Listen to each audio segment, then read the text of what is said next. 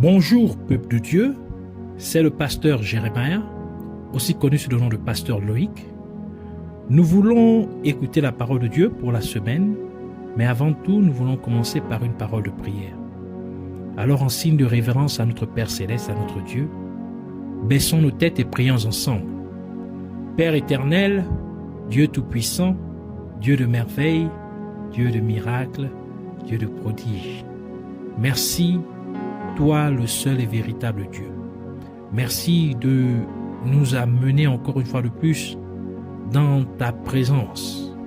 Et merci pour tout ce que tu as prévu pour nous durant ces moments. Nous venons nous humilier au-devant de toi et nous implorons ta miséricorde. Te prions ainsi de nous pardonner pour tout ce que nous avons pu dire et penser et fait qui ne t'a point honoré et glorifié. Pardonne-nous pour nos mauvaises intentions, pour nos paroles déplacées. Puisses-tu ainsi nous purifier et nous sanctifier par ton sang, ce sang que tu as fait couler à la croix de Golgotha. Nous venons recommander encore l'air, l'atmosphère, tout autour de nous, en nous, notre corps, notre âme et notre esprit. Puisses-tu ainsi prendre le contrôle de toutes choses. Nous levons contre tout ce qui s'oppose à la révélation de ta parole. Qu'ils soient tous liés et renvoyés dans les gouffres de l'enfer au nom de Jésus-Christ. Et nous proclamons que Jésus-Christ est Seigneur, car la parole de Dieu déclare, à la mention du nom de Jésus-Christ, tout genou dans les cieux, sur la terre et sous la terre fléchira, et que toute langue confessera que Jésus-Christ est Seigneur à la gloire de Dieu le Père. Reçois toute la gloire, l'honneur et la majesté, au nom de Jésus-Christ. Amen.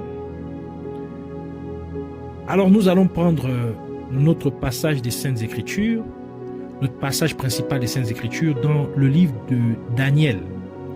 Daniel chapitre 2, versets 25 à 45. Nous allons faire une assez longue lecture, mais il est vraiment important pour nous de faire cette lecture afin que nous puissions comprendre ce dont le Seigneur voudrait nous enseigner ou nous révéler durant ces moments. Alors nous lisons la parole de Dieu dans le livre de Daniel chapitre 2 versets 25 à 45 au nom de Jésus-Christ. Arioc conduisit promptement Daniel devant le roi et lui parlait ainsi: j'ai trouvé parmi les captifs de Juda un homme qui donnera l'explication au roi. Le roi prit la parole et dit à Daniel, qu'on nommait Belchassar: es-tu capable de me faire connaître le songe que j'ai eu et son explication?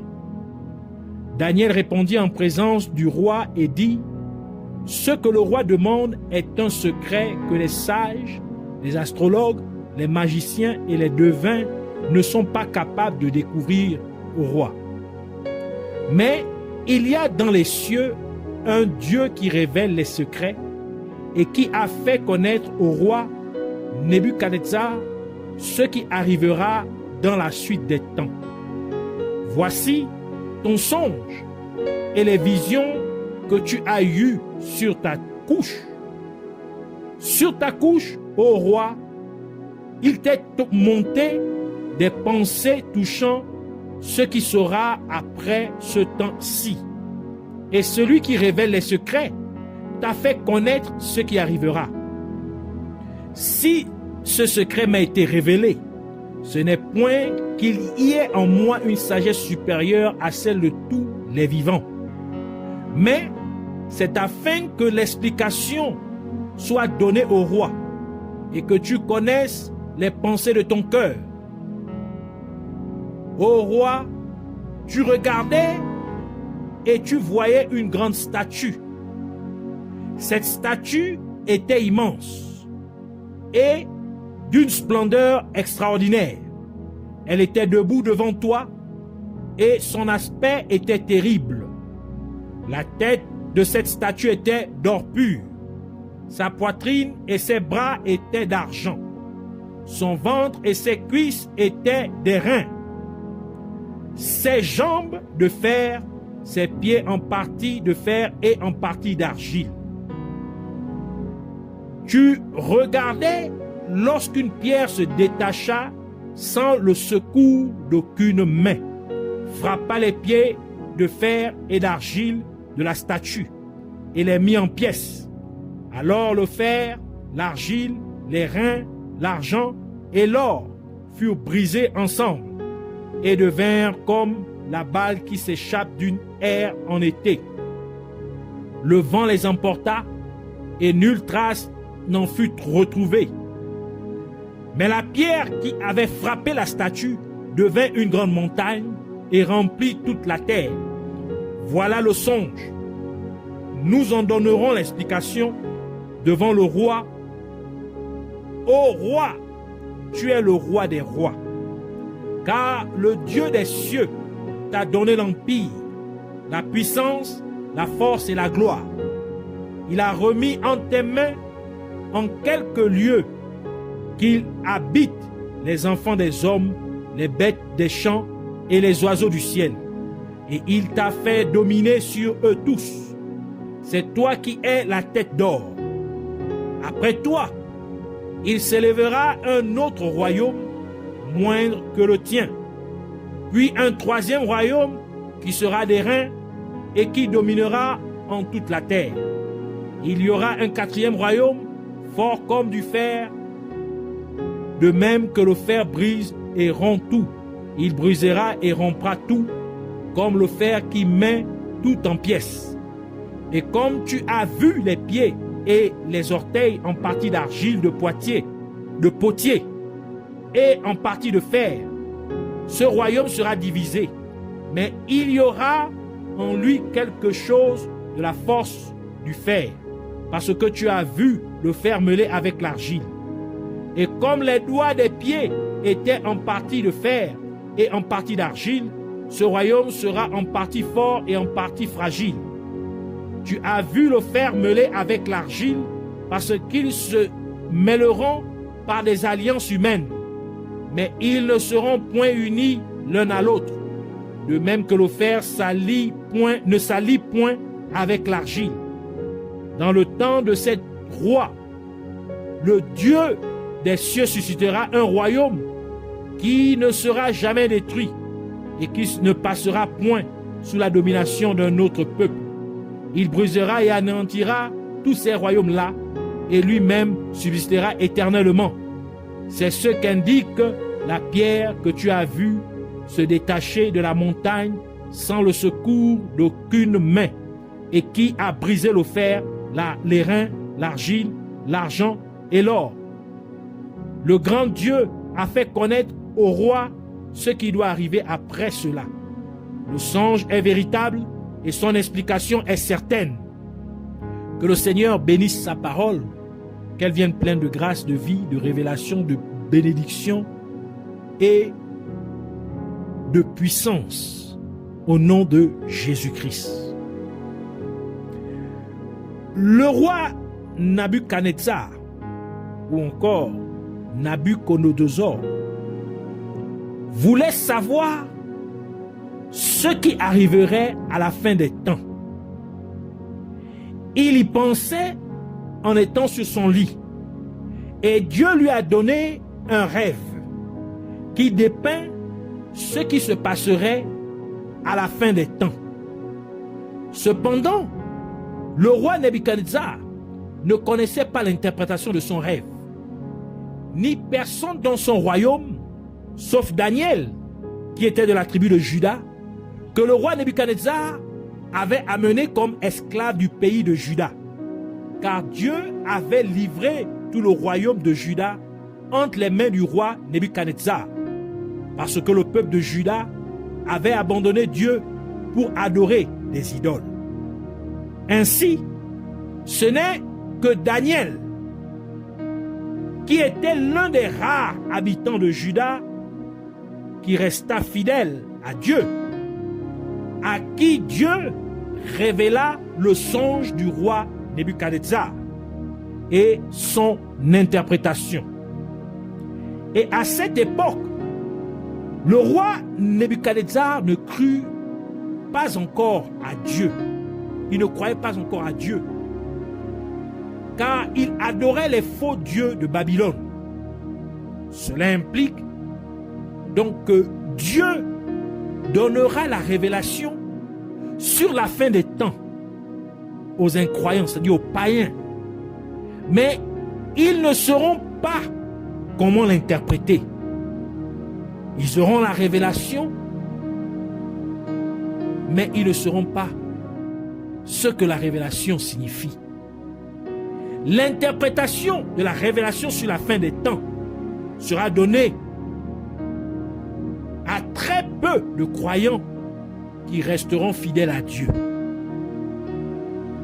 Les païens reçoivent la révélation, mais la signification de la révélation, Dieu les donne à très peu de ses fidèles. Donc aux chrétiens, mais très peu d'entre eux auront c'est l'interprétation de cette révélation. Dans le rêve de Nebuchadnezzar, l'image ou la statue qu'il a vue était composée de 4 parties, ce qui représente 4 royaumes. Et chaque royaume apparaît l'un après l'autre. Cela signifie qu'ils ont chacun une période de temps spécifique.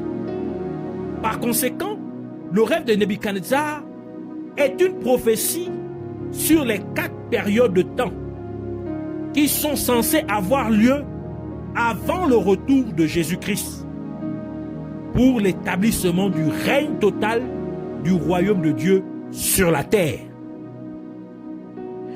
Ces 4 périodes de temps commencent avec le roi Nebuchadnezzar, car selon l'interprétation de Daniel, la tête d'or de l'image encore de la statue représente le roi Nebuchadnezzar, car comme l'or est le roi de tous les métaux, ainsi était le roi Nebuchadnezzar, car Dieu l'avait fait roi sur d'autres royaumes.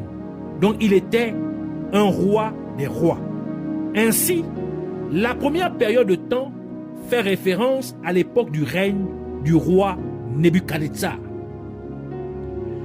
L'image, encore la statue, dans le rêve de du roi Nebuchadnezzar, a 4 parties. Chaque partie est faite d'un métal ou d'une matière particulière. La tête est en or, la poitrine et les bras d'argent, le ventre et les cuisses des reins, donc de bronze, les jambes de fer.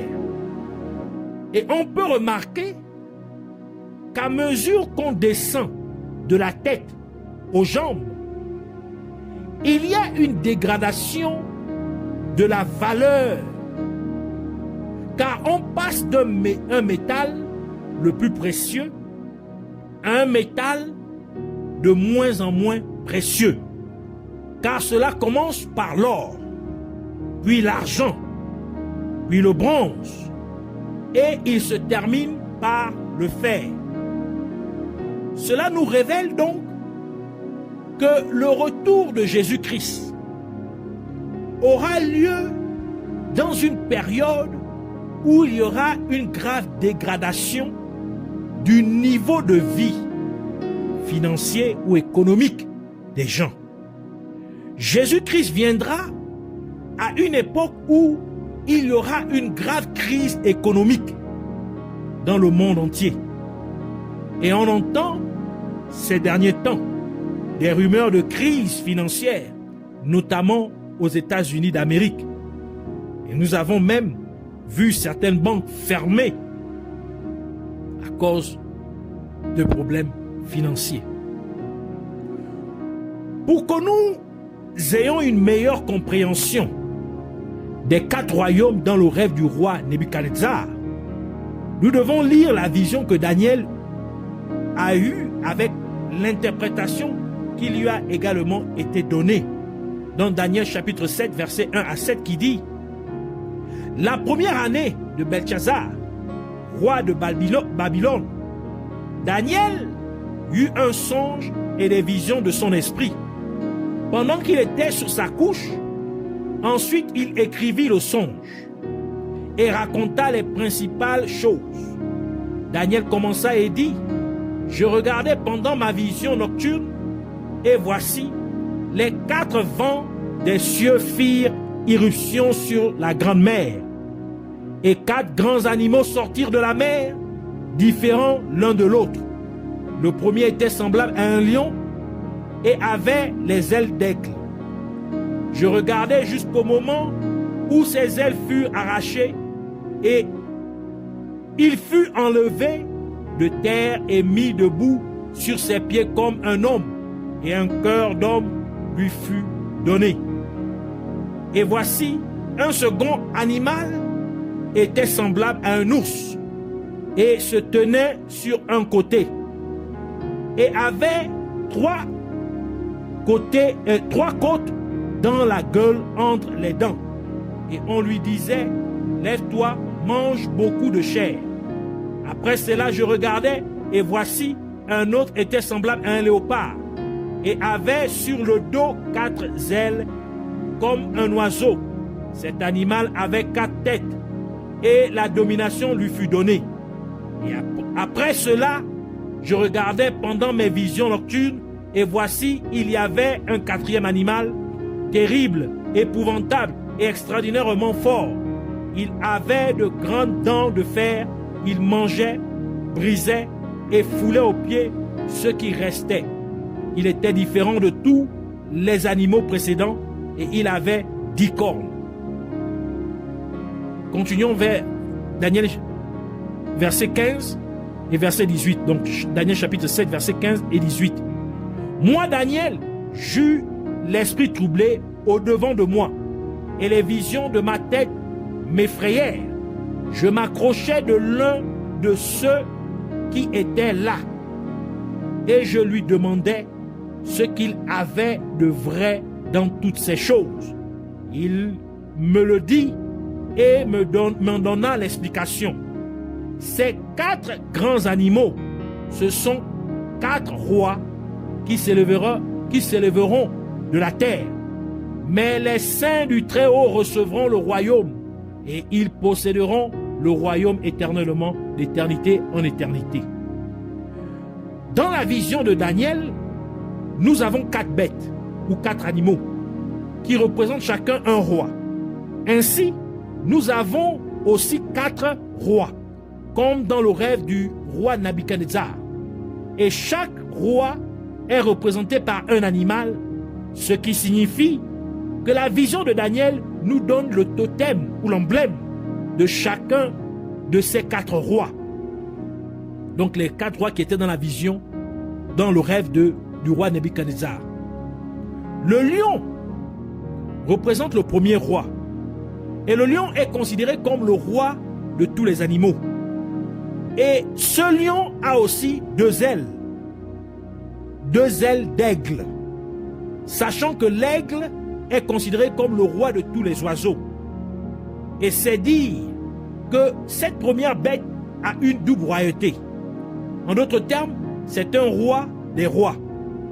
Nous pouvons donc voir que cette première bête fait référence au roi Nebuchadnezzar, car Nebuchadnezzar fut connu comme étant un roi des rois, tel que Daniel nous l'a révélé. Et Nebuchadnezzar a régné en tant que roi de l'an 605 avant Jésus-Christ à l'an 562 avant Jésus-Christ. Donc il régnait en tout 43 ans. Le second royaume est symbolisé par un ours. Et cet ours avait 3 côtes dans sa bouche, entre ses dents. Et nous savons aussi que l'ours est connu pour être un voleur, car les ours sont connus pour avoir l'habitude de pénétrer par effraction dans la maison des gens pour voler de la nourriture. Et ils saccagent tout dans la maison, pendant que les gens ne sont pas là. Ils sont absents. Et le deuxième royaume, qui a dominé après le royaume babylonien de Nebuchadnezzar, était celui des Mèdes et des Perses. Et puisqu'ils vivaient dans un lieu désert, ils vivaient donc principalement du pillage d'autres peuples. Et ces pillages étaient connus sous le nom de conquête. Il avait donc la même caractéristique de l'ours, car l'ours est connu pour piller les maisons des gens. Et l'ours que Daniel a vu dans sa maison avait 3 côtes dans sa bouche, entre ses dents. Et il est bien connu que les Mèdes et les Perses, sous le règne du roi Cyrus, firent 3 conquêtes majeures. Ces conquêtes comprenaient les 3 grandes puissances de son temps. Donc, ils ont conquis le royaume de Lydie en Anatolie en 546 avant Jésus-Christ, puis l'empire babylonien en 539 avant Jésus-Christ, puis la conquête de l'Égypte en 524 avant Jésus-Christ. Et Daniel a également vu que cet ours était élevé, ou encore il était debout d'un côté. Et c'était pour prophétiser que ce deuxième royaume serait faible d'un côté.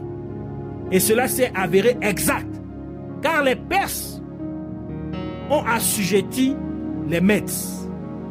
Et les Perses ont régné de l'an 550 avant Jésus-Christ à l'an 330 avant Jésus-Christ. Donc ici, c'est le deuxième royaume. Après la mort du roi Darius, en 330 avant Jésus-Christ, le roi Alexandre le Grand de Grèce vainquit les Perses. Et l'empire grec a régné de l'an 330 avant Jésus-Christ à l'an 168 avant Jésus-Christ. Et l'empire grec est représenté par un léopard à 4 têtes. Et nous savons, d'après les archives historiques, qu'Alexandre le Grand n'a régné que de 336 avant Jésus-Christ à 323 avant Jésus-Christ. Car il mourut à l'âge de 33 ans. Et après sa mort, 4 de ses généraux lui succédèrent à la tête de l'empire grec. Et ces généraux sont Antigone, Cassandre, Ptolémée et Séleucus. Et c'est pourquoi Daniel vit le léopard à 4 têtes. Donc ces 4 têtes représentaient les généraux qui succédèrent après Alexandre le Grand. Entre l'an 148 avant Jésus-Christ et l'an 146 avant Jésus-Christ, l'Empire romain a vaincu les Grecs. Donc là maintenant nous passons au 4e empire. Premier empire, c'est l'empire babylonien. Deuxième empire, encore royaume, c'est celui des Mèdes et des Perses. Le 3e, c'est celui des Grecs. Et le 4e, c'est l'empire romain, le royaume romain. Et en l'an 31 avant Jésus-Christ, l'empire grec fut entièrement conquis par les Romains. Ainsi, la quatrième ère et le dernier royaume avant le retour de Jésus-Christ est l'Empire romain. Et c'est Pilate, un gouverneur romain, qui a donné Jésus-Christ pour qu'il soit crucifié sur la croix. Et comme Jésus-Christ était sur la croix, il voulait boire de l'eau. Donc il a dit qu'il avait soif. Jean chapitre 19, verset 28 à 30 qui dit: après cela, Jésus, qui savait que tout était déjà consommé, dit, afin que l'écriture fût accomplie, j'ai soif. Il y avait là un vase plein de vinaigre. Les soldats, donc ici les soldats romains, en remplirent une éponge et l'ayant fixé à une branche d'hysope, ils l'approchèrent de sa bouche. Quand Jésus eut pris le vinaigre, il dit, tout est accompli, et baissant la tête, il rendit l'esprit. Donc il mourut. Jésus-Christ veut boire de l'eau. Donc il a soif. Parce que l'eau représente les peuples. Comme nous le dit le livre d'Apocalypse, Apocalypse chapitre 17, verset 15, qui dit, et il me dit, les eaux que tu as vues, sur lesquelles la prostituée est assise, ce sont des peuples, des foules, des nations et des langues. Par conséquent, en demandant de l'eau, Jésus-Christ disait en fait qu'il veut les peuples de la terre. Jésus-Christ veut que les habitants de la terre lui soient donnés afin qu'il puisse les sauver. Ainsi, Jésus-Christ a soif, car la femme samaritaine au puits de Jacob ne lui a pas donné de l'eau, alors que Jésus-Christ lui demandait à boire. Jean chapitre 4, verset 7 à 10 qui dit, une femme de Samarie vint puiser de l'eau. Jésus lui dit, donne-moi à boire, car ses disciples étaient allés à la ville pour acheter des vivres. La femme samaritaine lui dit, comment toi, qui es juif, me demandes-tu à boire, à moi qui suis une femme samaritaine? Les Juifs, en effet, n'ont pas de relation avec les Samaritains. Jésus lui répondit, si tu connaissais le don de Dieu, et qui est celui qui te dit, donne-moi à boire, tu lui aurais toi-même demandé à boire, et il t'aurait donné de l'eau vive. Ainsi, sachant que la femme représente l'Église, et que l'eau représente les peuples ou les nations, Jésus-Christ demandait ainsi à l'Église de lui donner les nations de la terre afin qu'il puisse les sauver. C'est pourquoi la femme alla appeler les gens de Samarie et les amena à Jésus-Christ.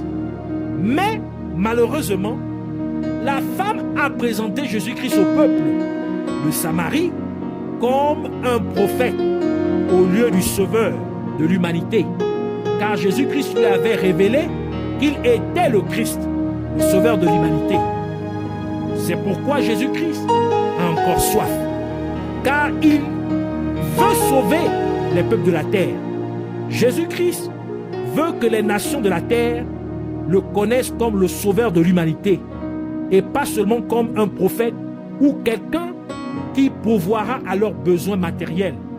Car le but principal pour lequel Jésus-Christ est venu sur terre était pour sauver les êtres humains de la condamnation du péché. Et c'est pourquoi il a dit dans Jean chapitre 3 verset 16, car Dieu a tant aimé le monde qu'il a donné son Fils unique, afin que quiconque croit en lui ne périsse point, mais qu'il ait la vie éternelle.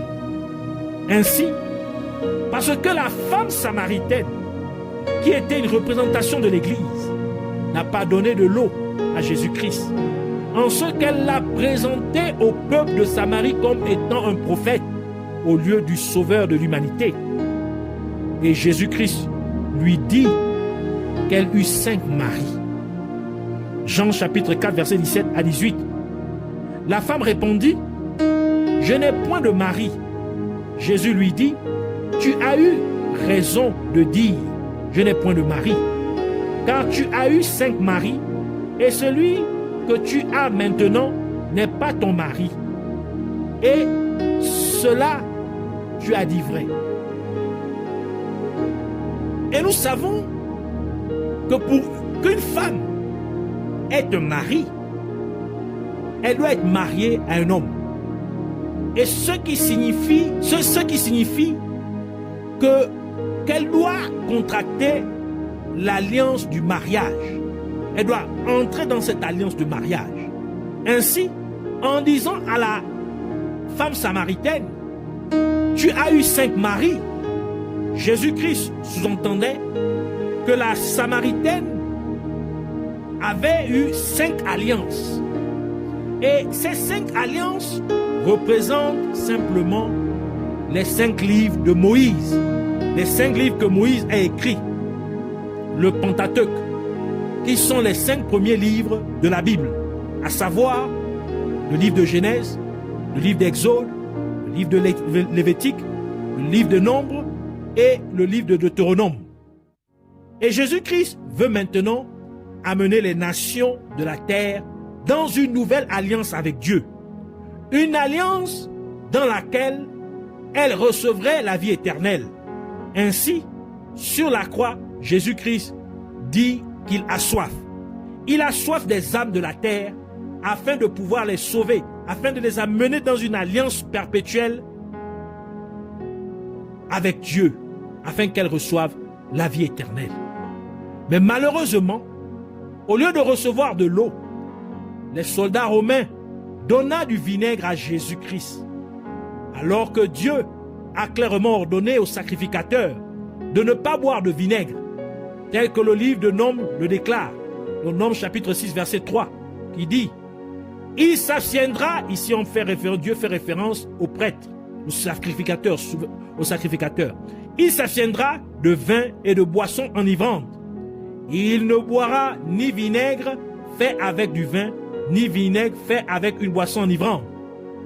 Il ne boira d'aucune liqueur tirée des raisins, et il ne mangera point de raisins frais, ni de raisins secs. » Ainsi, parce que Jésus-Christ est le souverain sacrificateur de Dieu, de la nouvelle alliance, il ne peut donc boire de vinaigre. Jésus-Christ demandait de l'eau, mais les Romains lui ont donné du vinaigre. Le vinaigre qui était une boisson fermentée, c'est-à-dire une boisson alcoolisée, ainsi provoquant la confusion. Car lorsque quelqu'un est ivre, sa capacité à bien juger est altérée. Il est donc confus. Et c'est pourquoi Dieu a clairement ordonné aux sacrificateurs de ne pas boire de vinaigre ou de boisson forte. Jésus-Christ voulait boire de l'eau, mais les Romains lui ont donné du vinaigre. En d'autres termes, Jésus-Christ voulait les nations de la terre afin qu'il puisse les sauver. Mais les Romains lui ont donné la confusion. Mais la parole de Dieu déclare dans 1 Corinthiens chapitre 14, verset 33, « Car Dieu n'est point un Dieu de confusion, mais de paix, comme on le voit dans toutes les églises des saints. Ainsi, parce qu'ils ont refusé de lui donner les nations de la terre, Jésus-Christ a donc dit, c'est fini, et il a rendu l'esprit. » Et tout cela, c'est donc pour nous prophétiser, afin de nous dire que l'Église romaine confondra les serviteurs de Dieu dans ces derniers temps dans lesquels nous vivons. Les Romains modifieront les vraies voies de Dieu pour confondre les peuples de la terre. Et c'est pourquoi, par exemple, les jours de la semaine, les Romains les ont nommés d'après les corps astraux, c'est-à-dire les corps célestes, pour amener les nations de la terre à adorer les anges déchus. Par exemple, Dieu a appelé le premier jour de la semaine Yom Shiron, ce qui signifie tout simplement en hébreu premier jour. Mais les Romains l'ont changé en lundi, ce qui signifie le jour de la lune. En anglais on dit Monday, pour dire Moon Day, Moon, donc le jour de la lune. Donc lundi, lune day, donc le jour de la lune. Car les Romains veulent que les nations de la terre adorent la puissance démoniaque qui est derrière la lune. Mais même chose avec les mois de l'année. Par exemple, janvier, qui est connecté à l'entité démoniaque Janus. Et c'est la raison pour laquelle, dans le rêve du roi Nebuchadnezzar, il vit une pierre qui viendrait détruire la grande image ou la grande statue qu'il avait vue dans son rêve. Et cette pierre vint frapper les jambes, donc les pieds. Et les jambes qui représente l'Empire romain. Et c'est là que le royaume des cieux serait établi sur la terre pour toujours. Et cette pierre représente Jésus-Christ, car la parole de Dieu appelle Jésus-Christ la pierre angulaire.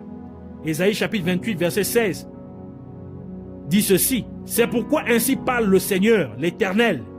Voici, j'ai mis pour fondement en Sion une pierre éprouvée, une pierre angulaire de prix, solidement posée. Celui qui la prendra pour appui n'aura point hâte de fuir. Matthieu chapitre 7, verset 18, c'est Jésus qui parle et il dit à Pierre: et moi, je te dis que tu es Pierre, et que sur cette pierre, je bâtirai mon église, et que les portes du séjour des morts ne prévaudront point contre elle. Donc, il veut bâtir, Jésus bâtit son église sur lui-même, sur la pierre qu'il est, la pierre angulaire. Psaume 118, versets 22 à 23, ajoute pour dire: la pierre qu'ont rejeté ceux qui bâtissaient est devenue la principale de l'angle. C'est de l'Éternel que cela est venu. C'est un prodige à nos yeux. La pierre a ainsi détruit l'image en frappant les pieds ou encore les deux jambes.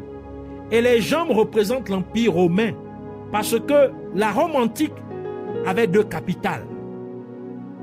Rome de 27 avant Jésus-Christ, de l'an 27 avant Jésus-Christ à l'an 330 après Jésus-Christ.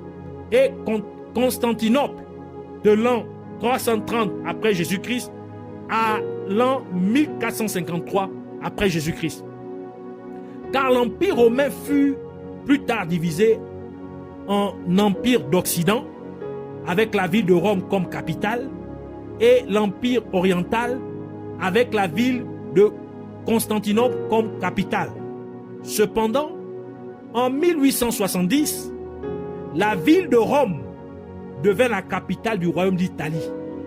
Et en 1946, la ville de Rome devint la capitale de la République d'Italie. Ainsi, la capitale s'est déplacée de l'Est, c'est-à-dire l'Orient, vers l'Ouest, c'est-à-dire l'Occident. Et c'est pourquoi, lorsque les disciples demandèrent à Jésus-Christ quand viendrait la fin, il répondit, pour dire dans Matthieu chapitre 24, verset 27, car comme l'éclair part de l'Orient et se montre jusqu'en Occident, ainsi sera l'avènement du Fils de l'homme. En d'autres termes, Jésus-Christ impliquait que lorsque nous verrons la capitale de l'Empire romain se déplacer de l'Est, donc de l'Orient, pour être officiellement établie à l'Ouest, donc à l'Occident, cela devrait être une indication qu'il est en train de venir. Et Jésus-Christ a aussi ajouté dans Luc chapitre 10, verset 18 pour dire, Jésus leur dit, je voyais Satan tomber du ciel comme une éclair. Rappelez-vous, l'éclair part de l'Orient et se monte maintenant à l'Occident. Donc, il quitte Constantinople pour maintenant s'établir à Rome. Et Jésus dit, je voyais une éclair tomber. Cet éclair donc, c'était Satan. Donc Satan quitte, il enlève son siège à Constantinople pour établir maintenant son siège à Rome. Cela nous révèle donc que Satan établit son siège à Rome. Et le livre d'Apocalypse nous parle de la bête sortant de la mer. Dans Apocalypse chapitre 17, verset 1 à 6, qui dit, puis un des 7 anges qui tenait les 7 coupes vint, et il m'adressa la parole en disant, viens, je te montrerai le jugement de la grande prostituée, qui est assise sur les grandes eaux. C'est avec elle que les rois de la terre se sont livrés à l'impudicité. Et c'est du vin de son impudicité que les habitants de la terre se sont enivrés. Il me transporta en esprit dans un désert, et je vis une femme assise sur une bête écarlate, pleine de noms de blasphème, ayant 7 têtes et 10 cornes. Cette femme était vêtue de pourpre et d'écarlate, et parée d'or, de pierres précieuses et de perles. Elle tenait dans sa main une coupe d'or, remplie d'abominations et des impuretés de sa prostitution. Sur son front était écrit un nom, un mystère. Babylone la grande, la mère des impudiques et des abominations de la terre. Et je vis cette femme ivre du sang des saints et du sang des témoins de Jésus. Et en la voyant, je fus saisi d'un grand étonnement. Nous devrions nous rappeler que la femme représente l'Église. Et ici, cette Église est une grande prostituée. Et c'est pourquoi Jésus-Christ a dit, dans Matthieu chapitre 12, verset 39, il leur répondit, « Une génération méchante et adultère demande un miracle.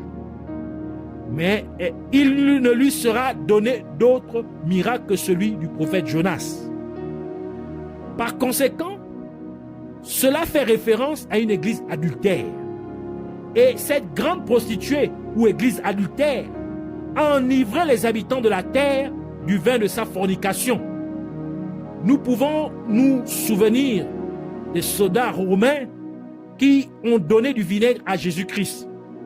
Ce qui implique que l'église romaine confondra les nations de la terre en altérant la vraie parole de Dieu. Donc en changeant la vraie parole de Dieu avec des hérésies qui amèneraient les nations de la terre à commettre l'idolâtrie. Et c'est ce que dépeint la fornication, l'adultère spirituel. Et cette grande prostituée avait une coupe d'or dans sa main, sachant que la coupe est une représentation de l'alliance, car Jésus-Christ a donné la coupe de vin à ses disciples en disant, dans Matthieu chapitre 26, versets 27 à 28, il prit ensuite une coupe et, après avoir rendu grâce, il la leur donna en disant, buvez-en tous, car ceci est mon sang, le sang de l'alliance qui est répandu pour plusieurs pour la rémission des péchés. Ainsi, la grande prostituée, l'église adultère de Rome, que tout le monde connaît, qui est une église qui se trouve dans tous les pays du monde, a une coupe à la main, parce qu'elle fait entrer les nations du monde dans une alliance avec le diable. Elle a une coupe parce qu'elle s'est infiltrée dans le sacerdoce en ayant des hommes ou des femmes de Dieu corrompus ou faux hommes de Dieu qui envoûtent les peuples de la terre pour qu'ils entrent en alliance avec la bête qui est Satan, c'est-à-dire le diable. Et l'ange de Dieu a donné des explications supplémentaires pour confirmer qui est la grande prostituée. Apocalypse chapitre 17, versets 7 à 13 et verset 18 qui dit, « Et l'ange me dit, pourquoi t'étonnes-tu? Je te donnerai le mystère de la femme et de la bête qui la porte, qui a les 7 têtes et les 10 cornes. La bête que tu as vue était et elle n'est plus. Elle doit monter de l'abîme et aller à la perdition. Et les habitants de la terre, ceux dont le nom n'a pas été écrit dès la fondation du monde dans le livre de vie, s'étonneront en voyant la bête parce qu'elle était et qu'elle n'est plus et qu'elle réapparaîtra. C'est ici l'intelligence qui a de la sagesse. Les 7 têtes sont 7 montagnes sur lesquelles la femme est assise. Ce sont aussi 7 rois. 5 sont tombés, un existe, l'autre n'est pas encore venu. Et quand il sera venu, il doit rester peu de temps. Et la bête qui était et qui n'est plus, et elle-même un 8e roi, et elle est du nombre des 7, et elle va à la perdition. Les 10 cornes que tu as vus sont 10 rois qui n'ont pas encore reçu le royaume, mais qui reçoivent autorité comme roi pendant 1 heure avec la bête. Ils ont un même dessein et ils donnent leur puissance et leur autorité à la bête. Verset 18. Et la femme que tu as vue, c'est la grande ville qui a la royauté sur les rois de la terre. L'ange de Dieu a dit que la femme mystérieuse avait 7 têtes et que les 7 têtes représentent 7 montagnes sur lesquelles la femme est assise, et que la femme est cette grande ville. C'est une grande ville. Cela signifie que la particularité de cette ville est qu'elle est bâtie sur 7 montagnes. Et nous savons qu'il n'y a qu'une seule ville sur toute la terre qui est bâtie sur 7 montagnes, et c'est l'ancienne ville de Rome. Et les 7 montagnes sur lesquelles la Rome antique a été bâtie sont le Palatin, le Capitole, le Quirinal, le Viminal, l'Esquilin, le Calien et l'Aventin. Et ainsi l'Empire romain, dans le rêve de Nebuchadnezzar, est la 4e bête qui est dans la vision de Daniel. Et cet empire romain opère maintenant de nos jours en tant qu'Église catholique romaine. Et c'est la même bête que Jésus-Christ a révélée à l'apôtre Jean. Apocalypse chapitre 13, verset 1 à 2, qui dit: et il se tint sur le sable de la mer, puis je vis monter de la mer une bête qui avait 10 cornes et 7 têtes, et sur ces cornes 10 diadèmes, et sur ces têtes des noms de blasphème. La bête que vit était semblable à un léopard. Ses pieds étaient comme ceux d'un ours, et sa gueule comme une gueule de lion. Le dragon lui donna sa puissance et son trône et une grande autorité. Ainsi, nous pouvons voir que cette bête a les caractéristiques du léopard, de l'ours et du lion. Cela implique que la bête a la caractéristique des 3 autres animaux qui sont dans la vision de Daniel. Elle a la gueule d'un lion pour dire qu'elle a l'autorité sur les nations de la terre en les ensorcelant, les envoûtant, en amenant les gens à se focaliser sur les possessions matérielles et la prospérité matérielle.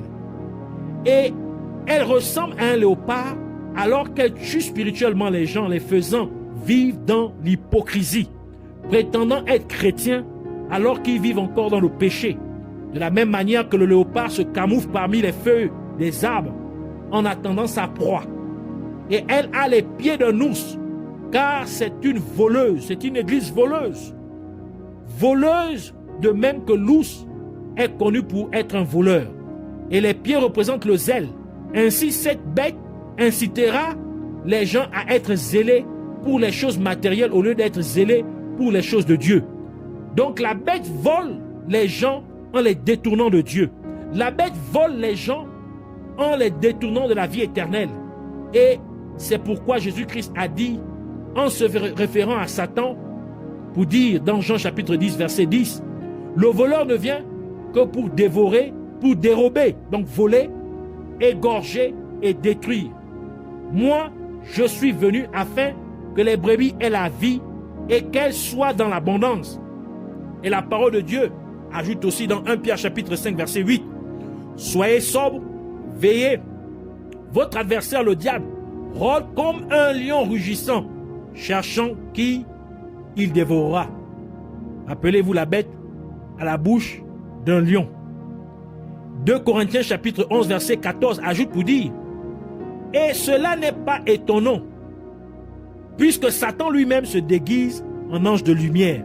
Rappelez-vous, il ressemble à un léopard qui se camoufle. Il se cache parmi les feuilles pour que les gens ne puissent pas le voir, pensant que ce sont les feuilles, alors qu'il vient pour dévorer. Donc ici, Satan tend les pièges en se déguisant. Et c'est pourquoi Jésus-Christ reviendrait pour nous donner la vie en abondance. En d'autres termes, Jésus-Christ reviendra pour nous donner la vie éternelle, afin que nous puissions régner avec lui pour toujours. Et ce sont donc les signes que Jésus-Christ nous a donné afin que nous puissions nous préparer pour son retour. Et nous pouvons voir que tous ces signes se sont accomplis. Donc ne tardons plus, car le temps est venu, afin que nous puissions nous préparer pour le retour de Jésus-Christ. Ainsi, nous voulons prier pour dire, nous te remercions, Père Céleste, pour cette révélation de ta parole. Merci de nous confier cette compréhension de tes mystères. Et nous prions au nom de Jésus-Christ, afin que tu nous aides à ne pas ignorer ces signes tangibles, indiquant ton retour imminent. Seigneur Jésus-Christ, aide-nous donc à ne pas être envoûtés par la bête apocalyptique, afin que nous ne vivions pas dans la confusion, mais que nous vivions pleinement dans la vérité de ta parole. Car tu as dit que nous connaîtrons la vérité et que la vérité nous affranchira. La vérité nous rendra libres. Qu'il en soit ainsi au nom de Jésus-Christ. Et nous te prions encore, Abba Père, afin que tu nous aides à ne pas être détournés de l'objectif principal, qui est d'aller dans notre demeure céleste pour être avec toi éternellement. Aide-nous aussi à ne pas vivre dans l'hypocrisie, prétendant être chrétiens tout en vivant dans le péché. Que ce ne soit pas le cas au nom de Jésus-Christ, mais que nous soyons plutôt authentiques à tes yeux et devant tous les êtres humains, en dépeignant la vie de Jésus-Christ en nous, car ta parole déclare que Christ en nous, l'espérance de la gloire. Qu'il en soit ainsi au nom de Jésus-Christ.